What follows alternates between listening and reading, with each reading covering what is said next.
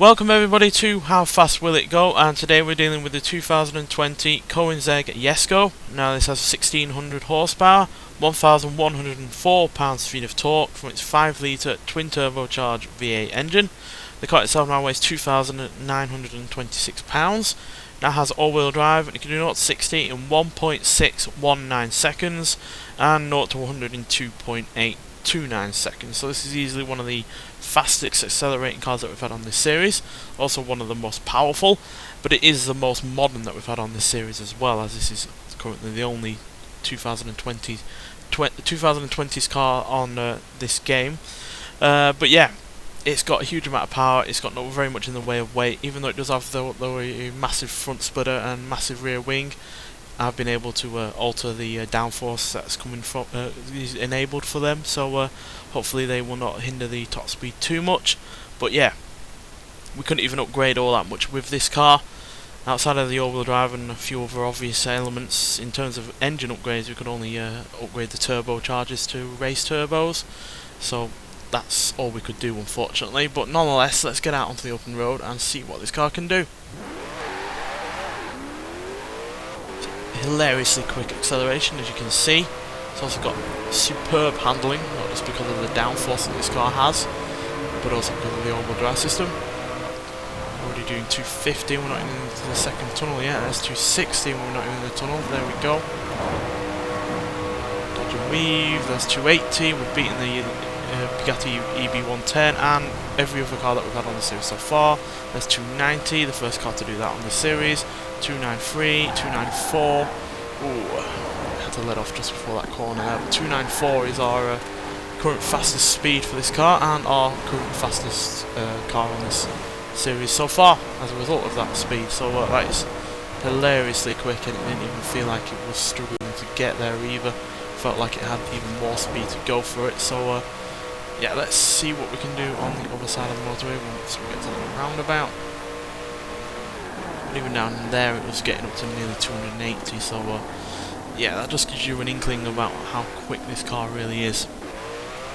And to be honest, the 0 to 60 and 0 to 100 times really don't do this car justice, because the fact it's not only able to get up to 100 mile an hour in less than 3 seconds, but it's able to get up to 200 in less than 10 seconds, I imagine, is absolutely insane. And the fact it handles as well as it does while doing those kind of speeds as well is also extremely impressive. Yeah, this side of the motorway is not as kind as the other side of the motorway is when it comes to getting top speeds. Let's rewind there because we hit the barrier. We'll at least keep some of the speed for this corner.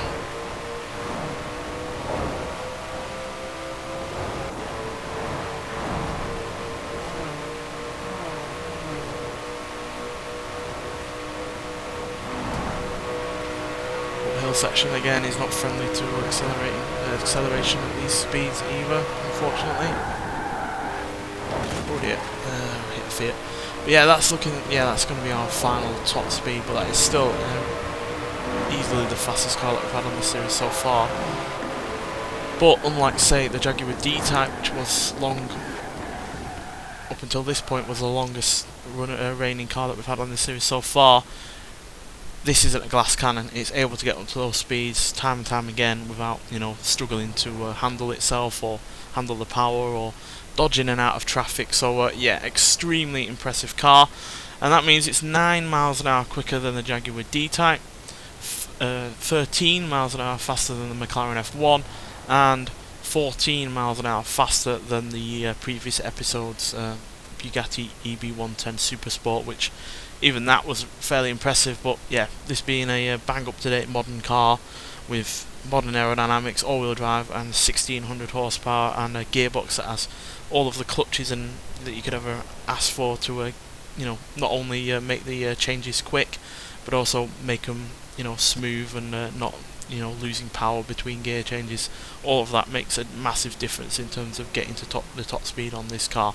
Because yeah, slow gear changes, losing power through gear changes, and all that lot can have a massive impact at the end of the day. Because every second, every hundreds of meters count on this series, to be honest, because there's so we're so limited in terms of the space that we have in terms of trying to get to top speed. So yeah, this is massively impressive. It's even a great car in stock form, but when you upgrade it to this, you can really tell what this car could do if it had 1600 horsepower in its stock form, because it does have 1600 horsepower with the biofuel that you can put in it, because obviously this game only simulates petrol or diesel fuels. We're not able to actually do that, but I imagine this car is even great even in its rear wheel drive stock form with 1600 horsepower, because obviously that's what it could do with that biofuel. So yeah, it'd be interesting to see what it's like with that amount of power in rear wheel drive form, but even with all wheel drive, yeah, it's as good as you're going to get really on in a modern car on this game. But nonetheless, thanks for watching, and I'll see you in the next one. Bye.